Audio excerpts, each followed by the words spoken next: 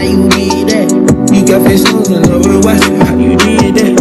You get some skeletons in your closet. Why you did that?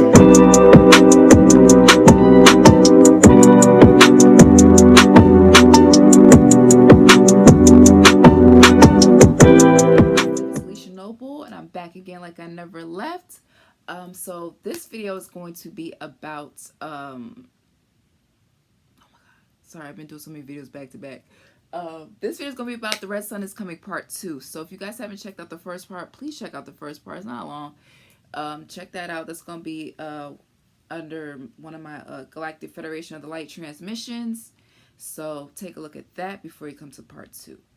Anyway, so the other day, I think the whole world has heard about this, how the wildfires in Canada have spread to New York, and it still stinks. Like, the day I'm recording, it's 6 o'clock in the morning, so on Saturday. So when was it? Like Wednesday or Thursday, when we saw a lot of smoke, and the day before, I saw, I just smelled it. I didn't see anything, but I smelled. I said, something about the smell. Something's wrong. Like, something feels very ominous. And I kept telling my mom, I was like, this ain't no regular smells. You know, New York City does have a smelly odor. I ain't gonna hold you. New York is funky at times, right? But this was something different. I was like, there's something ominous. I don't feel right. And the next day, it was very reminiscent of the vision I had about the Red Sun. In the dream that I had of the Red Sun, or the download, depending on how you want to say it, because sometimes I'll be like in a twilight where I'm half asleep, half awake, or sometimes I'll be in a meditative state and I'll just say I'm sleeping, but whatever. Anyway, when I received the download, is what I'm trying to say, right? When I received the download, it was so vivid, but like, the Red Sun was far off in the distance. So I was standing in my backyard, the sun was really far off in the distance, the red sun, and then the normal yellow sun that we see, it was like a super moon, where it was like really big and full, and it looked like it was just sitting on top of my garage because it was so full and big. But it was super smoky. Like, I couldn't breathe. Like, I kept coughing, but I couldn't smell anything. It was just smoky, and there was a lot of smoke over the sun and the clouds and everything. It was actually no clouds. It was just the sky. And then the red sun started to come in and started to look more vivid. And it was like a red sun with like a gold rim around it. Like a real deep, nice red. Like a spice or something. Like that kind of red. And as the sun was coming in, everything started to get clear on the right side, where the red sun was coming from. But on the left side, where the yellow sun was at, it was super foggy, super smoky, and it would not go away. But that other side, it was just clearing up.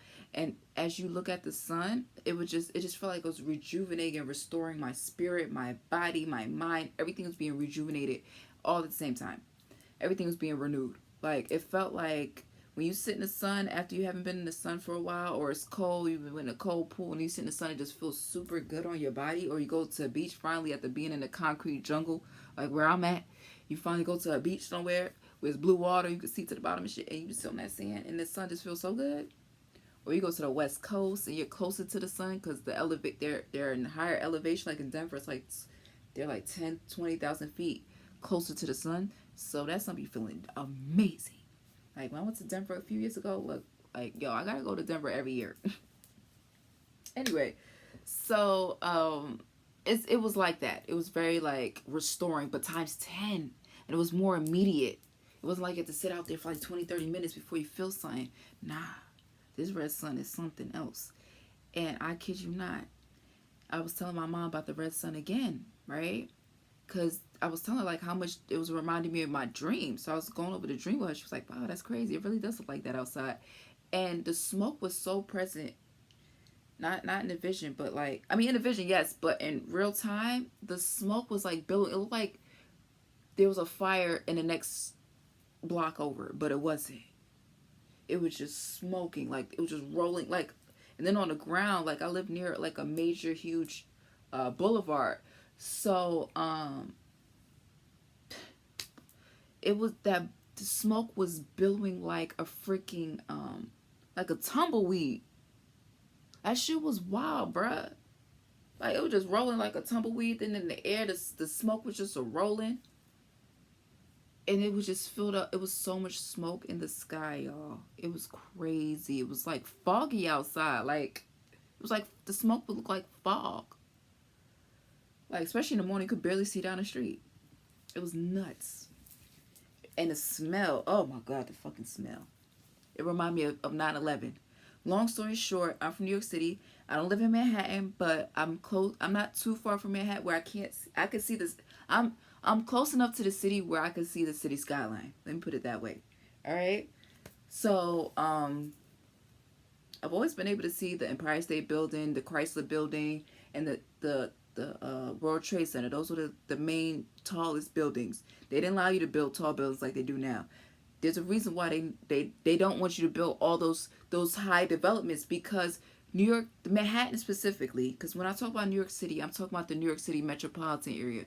The New York City metropolitan area is comprised of 5 boroughs.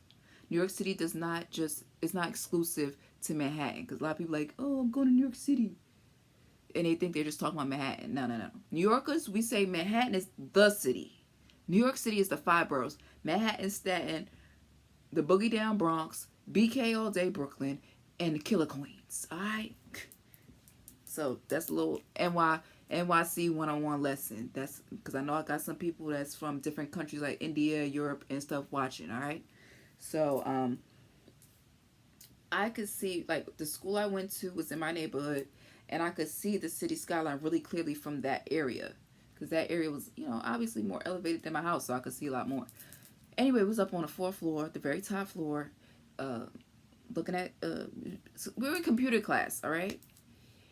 And we saw the whole thing.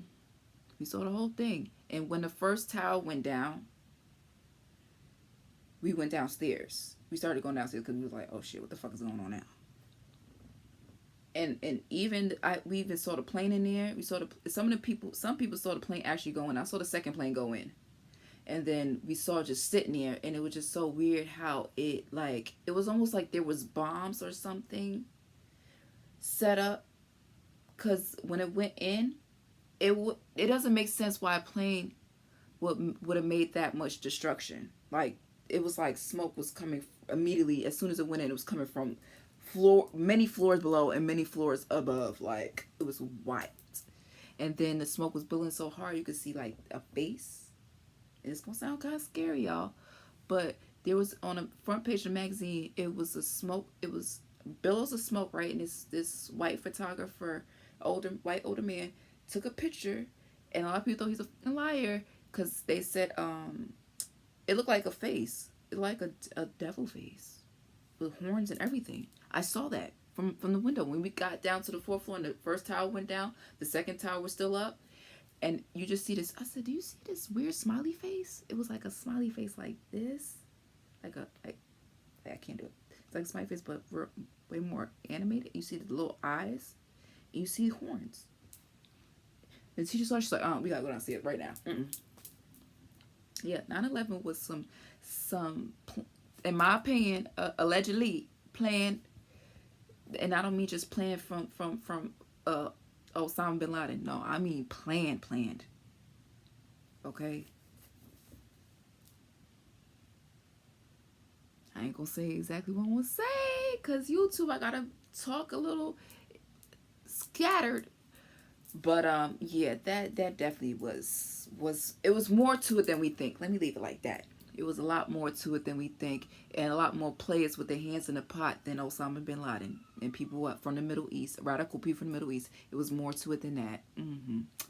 Anywho, so the night of, after all this stuff happened and transpired, after we saw the whole thing go down, literally, the very next day, it was, because I'm tying into the smell, all right?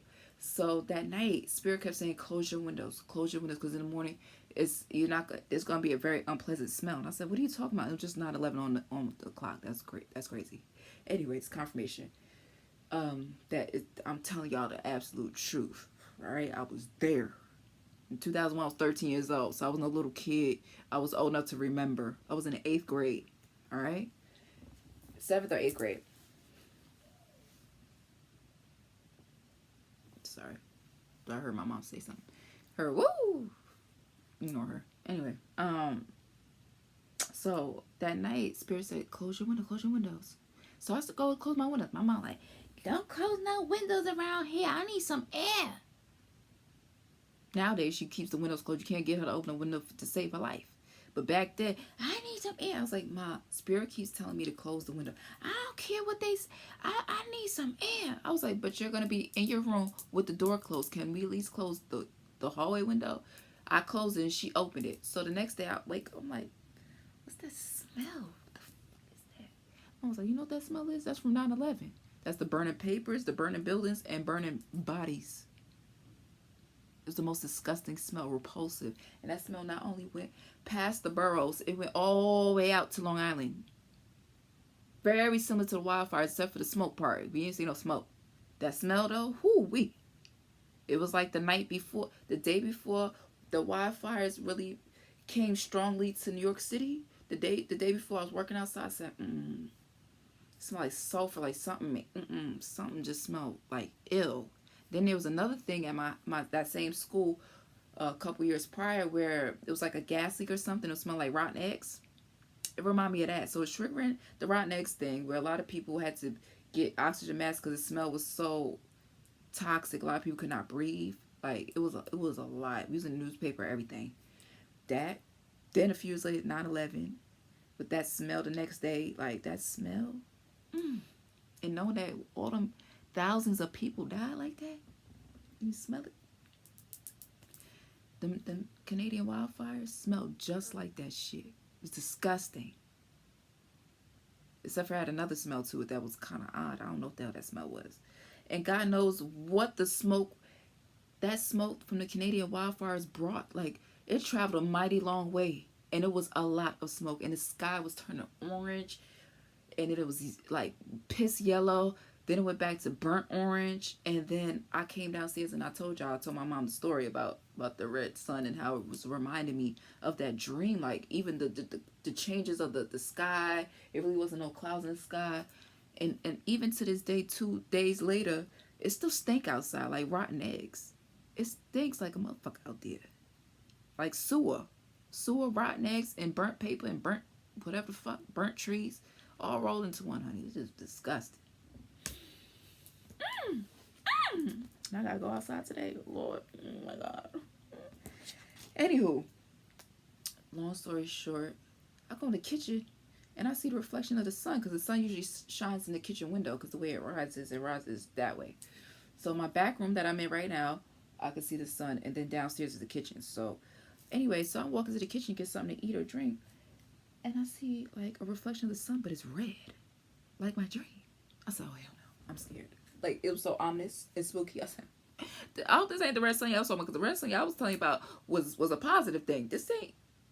And it was saying, Spirit was saying, this fire is marking the beginning of the ushering in the red sun. So there's going to be more tornadoes. There was 5 tornadoes already in Tennessee. There's going to be 2 more in Tennessee. There's going to be more tornadoes in places where people are not expecting tornadoes to be. There's going to be earthquakes in places where people are not expecting to be. That's why New York City needs to be careful with all this damn dinging and banging, because New York City, well, Manhattan specifically in New York City, is in a bowl. Like in New Orleans, a lot of the poor people, they lived in a bowl. And then the white people lived higher up. But not white people, but the rich people. Because not everybody in New Orleans is black and poor. Okay, there's some black wealthy people or rich people, I'm sure. So all the wealthier people was up here. And all the poor people was in the bowl. So basically when the Hurricane Katrina came, it just flooded them. It just literally washed them out of that bowl. It's crazy. Like when I went there a few years ago, it's still like when we did a tour, it's still, some of the shit was still boarded up from 2006, like 2007. What the fuck? Anywho, long story short, I don't mean to get off on a tangent, but what I'm trying to say is that Spirit was telling me that this is marking the beginning of a lot of more natural disasters. There's divine cleansing that I'm talking about in my other Galactic Federation transmission I'm going to upload soon about Planet Axis and Planet Ion. And child, it's gonna get a little bit worse before it get better. And there's gonna be volcanoes and shit in places ain't supposed to be. Listen, it's gonna be a lot more unusual shit happening. We gotta stay prayerful. We got to stay together as a community, and we have to stop like acting like fuck everybody else, only me and my family, only me and my friends, and that's it. Like we gotta like be more expansive than that. We gotta be more heightened in our consciousness than that. To say like, oh well, God, that ain't my show, not my monkeys, or like, oh well, fuck everybody else, and you know what's it? Every man for himself. That's the saying. I can't think of the saying. Every man for himself, and God bless us all. No, God blesses people who are a blessing to themselves and others. You see how orders came? Anyway, so as a clear conduit for spiritual energy, I just want to get that out there. And I'm going to post a picture. Right now, I'm just like, I'm doing a recording, but I'm going to go back in and post a picture for y'all. So hopefully you guys will see it. And yeah, it was crazy, y'all. I want y'all to see this picture. I'm going to zoom in and all that.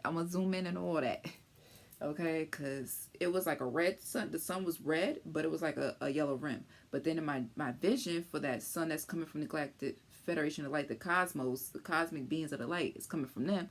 That red sun is red, but with like a gold rim. It's like different. But it's so similar. Like the size of it, the small size of it, it's just in a different location. Like in real time, the red sun was up here, and the other time was that. But it looked the same. This tied in so much to that download. It spooked the fuck out of me. I was so tired after that because I was just overstimulated by remembering 9/11 and going through all of that and seeing it in real time. That's it, you know, seeing on the news is one thing, but seeing it in real time, whew, no. Anywho, and then the gas leak at my school a couple years prior, that smell was very like traumatic. It stayed in my nose. Like I'll never forget that smell. It's like when people say they smell a dead body, they'll never forget that smell. And 9/11, I'll never forget that. So that wildfire, it's gonna be more wildfires. And another thing about the wildfires, California about to get another wildfire too. Canada is heavily owned by or run, conquered, colonized, whatever the fuck it is. It's heavily owned by the French and the English. I heard that French people, I'm not saying all y'all, but I heard that French people are notorious for being exceptionally nasty. And then melanated people used to go over there back in the day during Josephine Baker's day, and they taught them the jazz, the movements, taught them all the melanated ways, and they took our rhythm and cast us out and gave us the blues, like we wasn't shit. Yeah. And then English, we already know English people, not all English people now, but a lot of y'all descendants of colonizers. So I really feel like this is part of the divine cleansing with the Canadian wildfire. It's an act of God. Some of these natural disasters, an act of the oppressor, like with the floods they was having in Texas last year. A lot of people was getting flooded out in the hood areas, and then something was going on with Chicago. I forgot what. There was something going on with the weather in Chicago or somewhere around there. That was that heart machine. But that wildfire, that was the act of God. Just, and I hate to say it too, with the California wildfires, one of the wildfires was in Happy, California, and they were known for being particularly racist. I'm not saying everybody that live there, but they notorious for allegedly being racist. So, keep playing. Mother Nature go from Tafiti and Taka in a hot ass minute. She turned into Taka. Keep playing with her. Anyway, that's the story, Charlie. This is part 2 of The Red Sun Is Coming. That's all I got. I ain't got no more. Talk to y'all later. My hair all fuzzing up. Oh my god. I've been seeing you record all these videos back to back. Now my shit fuzzing up. Anyway. That's not important. It's not important. The message is important. I'm getting tired, y'all. It's 6 o'clock in the morning. I've been up since yesterday. So I'll talk to y'all later. Catch me in the next video. Much love and light to those that receive it. Be sure to like, comment, subscribe. Support my channel. I'm selling bracelets. Check out my reels for that. I'm giving discounts. Check out my reels for that as well. I'm giving discounts on my personal readings. Check out the description box below as well. And I'll see y'all in the next video. Take care. What a time to be alive, ain't it? Hey Collective, in between doing the editing for this particular video, I came across a video on IG that tied into what I was saying towards the end of this Red Sun is Coming Part 2, so check it out. Hoje, o ser humano, o homem, não pode mais lutar com arma, pá, tum, pra alguém te ouvir. A tua arma é a tua voz. A tua arma é teu amor. A tua arma é a tua humildade, a tua paciência. Essa arma que destrói, sabe, ela não constrói. Sabe, nada vem, ela só serve para destruir. Ninguém mais tem medo. Ninguém pode morrer, mas você não muda. Então a gente precisa lutar com outras armas, usar novas estratégias, né? E essa estratégia desse novo tempo, essa arma, é a nossa voz, as nossas alianças.